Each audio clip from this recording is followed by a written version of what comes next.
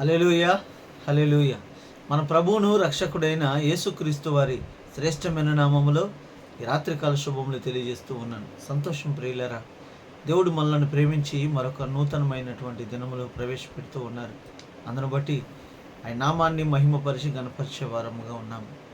ఈ యొక్క ఎండ తీవ్రతలో అనేక మంది అస్వస్థతలకు గురయ్యి సమాధానము కోల్పోయి వారికి ఉన్నటువంటి ఆ యొక్క ఆయుష్ కాలాన్ని కూడా పోగొట్టుకున్నటువంటి సందర్భాలలో దేవుడు మనల్ని ప్రేమించి ప్రత్యేకముగా ఆయన కనుదృష్టి మన పైనుంచి ఈ దినాన ఆయన యొక్క నూతనమైనటువంటి దినాలలో మనల్ని ప్రవేశపెడుతూ ఇటు అధికారము కలిగినటువంటి నామములో మనల్ని ఎంతగానో ఆయన కృప చూపుతూ కరుణిస్తూ ఉన్నారు. కాబట్టి నిజముగా ఆయన నామానికి మనం ఎంతైనా రుణస్థులుగా ఉన్నామని మరొకసారి వాక్యం ద్వారా సెలవిస్తూ ఉన్నా.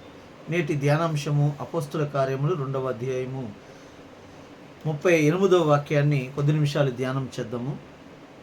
పేతురు, మీరు మారు మనస్సు పొంది పాప క్షమాపణ నిమిత్తము ప్రతివాడు యేసుక్రీస్తు నామమున బాప్తిస్వము పొంది అప్పుడు మీరు పరిశుద్ధాత్మ అను వరము పొందుదురు. హల్లెలూయా.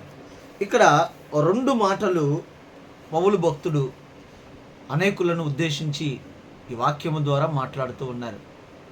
అదేమిటనగా, మొట్టమొదటిగా ఎవరి ద్వారా బాప్తిస్వము పొందాలి అంటే యేసయ్య అను నామము ద్వారా బాప్తిస్వము పొందాలంట.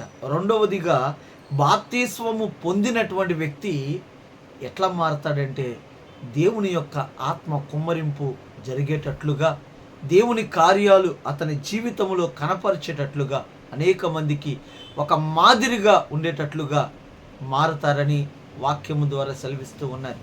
అప్పటి వరకు కూడా పొరుగువారు వారిని గూర్చి, శిష్యులను గూర్చి చాలా చిత్రముగా ఉండేటటువంటి జీవితం జీవించేవారు. వీరు రొట్టెలకు ఆశపడి వెళుతూ ఉన్నారు, ఏదో హోదాలకు ఆశపడి వెళుతూ ఉన్నారు. యోధా సామ్రాజ్య విస్తరణ కోసం వీరు కూడా పాటుపడుతూ ఉన్నారు అని అనేకులు వారిని విమర్శిస్తూ ఉండేవారు. ఎందు నిమిత్తం అంటే వారి ప్రయాసంతయు కూడా నిష్ప్రయోజన పరిస్థితుల్లో ఉండేది. యేసయ్యను వెంబడించడములో కేవలము నామమాత్రముగానే వారు వెంబడిస్తూ ఉండేవారు. ఎప్పుడైతే పరిశుద్ధాత్మ దేవుని యొక్క ప్రసన్నత వారి కలుగుతూ ఉందో వెంటనే వారి యొక్క జీవిత విధానం అంతయు కూడా మారిపోతూ ఉంది. వారి యొక్క వాక్చాతుర్యము పోయి వారు మాట్లాడే విధానములో కానీ, ప్రవచించే ప్రవచనాల్లో కానీ ఇవన్నీ కూడా చాలా వింతైనటువంటి సందర్భాలుగా కనపడుతూ ఉన్నాయి. ఇది ఎట్లా జరిగింది అని అనేకులకు ఆలోచన కలుగుతున్నటువంటి నేపథ్యంలో అపోస్తలుడైనటువంటి పేతురు మాట్లాడుతున్నటువంటి మాట, మీరు ఇట్లాగా దేవుని యొక్క కృపా వరములు పొందుకోవాలంటే, ఆయన పరిశుద్ధాత్మ ఆ వరములు మీరు పొందుకోవాలంటే మీరు చేయవలసినటువంటి పని ఏమిటంటే ఆయన నామములో బాప్తిస్వము పొందాలని దేవుని యొక్క వాక్యము నాకున్నటువంటి వారితో, నేటి తరముతో కూడా మాట్లాడుతూ ఉన్నది. ఒక వ్యక్తి పాస్టర్ గారి దగ్గరికి వెళ్ళి ఆ వ్యక్తి అంటూ ఉన్నాడు, నేను బాప్తిస్వం తీసుకోవాలి పాస్టర్ గారు అన్నారంట.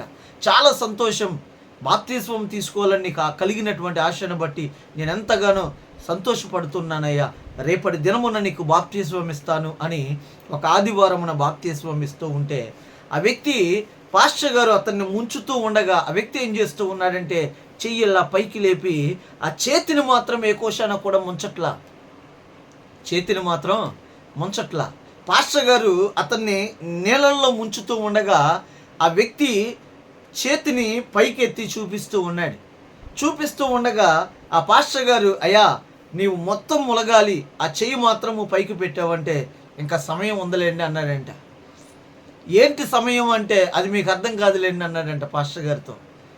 విపులంగా, అయ్యా అది సంపూర్ణంగా నీవు మారు మనసు పొంది ప్రతీదీ కూడా ఆ యొక్క నీటిలో నీ పాపాలను విడిచిపెడితే యేసయ్య నిన్ను నీతిమంతునిగా తీరుస్తారు అని చెప్పిన వెంటనే ఆ వ్యక్తి అన్నాడంట, ఈ చెయ్యిని మాత్రం వచ్చే వారం ముంచుతానులే అన్నాడంట. అదేంటి వచ్చే వారం ముంచుతామని అడిగిన వెంటనే ఆ వ్యక్తి ఇచ్చిన సమాధానం ఏంటంటే, ఒక అతన్ని నేను కొట్టాలి, కొట్టిన తర్వాత ఆ చేతిని కూడా నేను ముంచుతాను అన్నాడంట. హల్లెలూయా. చాలామంది వారికి ఉన్నటువంటి పరిస్థితులను బట్టి, వారికి ఉన్నటువంటి ఆ యొక్క ఒత్తిడులను బట్టి చాలామంది వారిలో ఉన్నటువంటి ఆ పగ ప్రతీకారాలు చాలా వరకు అలా నిలిచిపోతూ ఉంటాయి. దేవుని యొక్క కృపావరాలు పొందుకోపోవడానికి గల కారణం ఏమిటంటే, దేవుని యొక్క ప్రసన్నత కలగడానికి గల కారణం ఏమిటంటే, పేతురు రాసినటువంటి పత్రికలో ఒక మాట ఆయన ప్రస్తావిస్తూ ఉన్నారు. 2వ అధ్యాయంలో ఆయన అంటున్నటువంటి మాట ఏమిటంటే, ఎప్పుడైతే మీరు శ్రమలలో ఉంటారో మీరు కంగారు పడవద్దు, ఏదో జరిగిపోతుంది, ఒక వింత సంభవిస్తుంది మా జీవితంలో అని మీరు ఏ కోశాన కంగారు పడకుండగా నిబ్బరము కలిగి ఉండండి. ఎందు నిమిత్తం అంటే మీ శ్రమలలో మీకు పాలి భాగస్తుడిగా యేసయ్య మీ తోడుగా ఉంటూ ఉన్నారు. మీ పైన ఆయన ఒక వలయములాగా ఏర్పాటు అవుతూ ఉన్నది. దేవుని యొక్క ఆత్మ మీ పైన కుమ్మరింపబడుతూ ఉన్నది అని ఆయన సెలవిస్తూ ఉన్నారు. ప్రియులారా, ఈ దినాన మనము శ్రమలలో ఉండగా, శోధనలో ఉండగా పరిశుద్ధాత్మ దేవుని యొక్క ఆత్మ ప్రసన్నత మనకు కలగపోవడానికి గల కారణం ఏమిటంటే, మనము అనేక విషయాలలో ఆ చింతలు, కొన్ని విషయాలలో ఎదుటి వారిని క్షమించలేకపోవడం, కొన్ని విషయాలలో మన నోటిని ఆ యొక్క బాప్తిస్వములో ఆ నీటిలో ముంచకపోవడం, కొన్ని విషయాలలో మన చెవులను ఆ యొక్క నీటిలో ముంచకపోవడం, కొన్ని విషయాలలో మన కళ్ళను ఆ నీటిలో ముంచకపోవడం, దేవునికి సమర్పించుకోకపోవడం, మన ఆలోచనలు దేవునికి సమర్పించుకోకపోవడం, మన కాళ్ళను నీటిలో ముంచకుండగా దేవునికి సమర్పించుకోకపోవడం వల్ల నీ యొక్క శ్రమలలో, నీ శోధనలో పరిశుద్ధాత్మ దేవుని యొక్క ప్రసన్నత అన్నది నీకు కలగట్ల, ఆయన ఓదార్పు అన్నది నీకు కలగట్ల. చాలామంది శ్రమల్లో అలా నిలిచిపోవడానికి కారణాలు అయ్యే.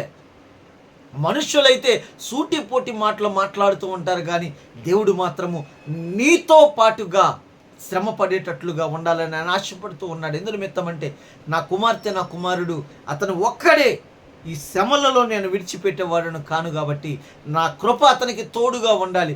కానీ ఆయన కృప నీకు తోడుగా ఉండాలంటే నీలో ఏమైనా మిగిలిపోయి ఉన్నాయేమో, ఆయన నామములో నీవు వదులుకోవలసినవి ఏమైనా ఉన్నాయేమో, దేవుని యొక్క ఆదరణని కలగపోవడానికి అదే కారణమేమో. ఈ రాత్రికాల సమయమున వాక్యం వింటున్నటువంటి ప్రియ సహోదరి, సహోదరుడా, ఆలోచన చేయగలుగుతూ ఉన్నావా?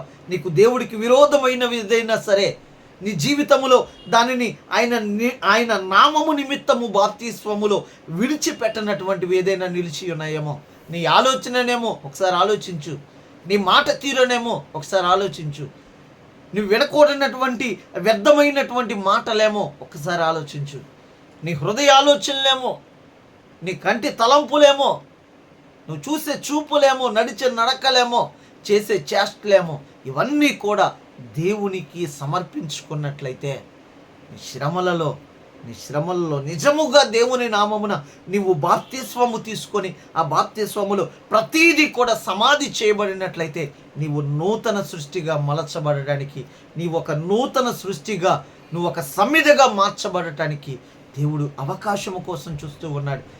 ఏదైనా సరే రహస్యముగా నువ్వు వదులుకోలేనటువంటిది ఏదైనా సరే నిలిచి ఉన్నదేమో, రాత్రి ఈ వాక్యము ద్వారా ఆలోచన చేయమని ప్రభు పేరట మనవి చేస్తున్నా.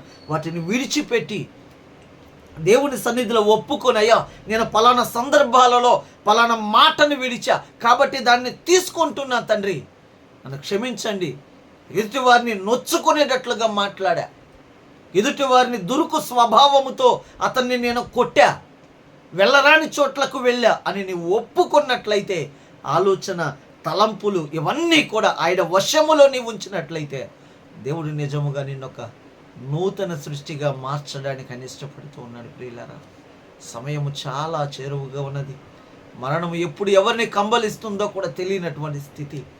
మారు మనసు పొంది పశ్చాత్తపడకపోతే జీవితం ఏమైపోతుంది, గమ్యం ఏమైపోతుంది, ఎక్కడికి వెళ్ళిపోతావు, నీ దాన్ని నువ్వు ముగించుకొని వెళ్ళిపోతావు. నీ కుటుంబం పరిస్థితి ఏంటి, నీ బిడ్డల పరిస్థితి ఏంటి, నీకు అప్పగించినటువంటి ఆత్మల పరిస్థితి ఏంటి? ఇది నన్ను ఆలోచన చేయగలుగుతూ ఉన్నావా? ప్రతీదీ కూడా నీ అవయములన్నీ కూడా ఆయనకు నీవు సమర్పించుకున్నట్లయితే, ఆయన నామమున నీవు వాటన్నింటినీ కూడా ఆయన పవిత్రమైనటువంటి రక్తములో ముంచబడినట్లయితే నిజముగా దేవుని యొక్క ప్రత్యక్షతని కలుగుతాయని ఈ వాక్యము ద్వారా సెలవిస్తూ ఉన్నాను. దేవుడి చిన్న మాటలు నేను వెనుకల్లో దీవించిన కాక ఆమేన్. కూడి ఉన్న మీకు అందరికీ రాత్రికాల శుభములు తెలియజేస్తూ ఉన్నాను. హల్లెలూయా, హల్లెలూయా.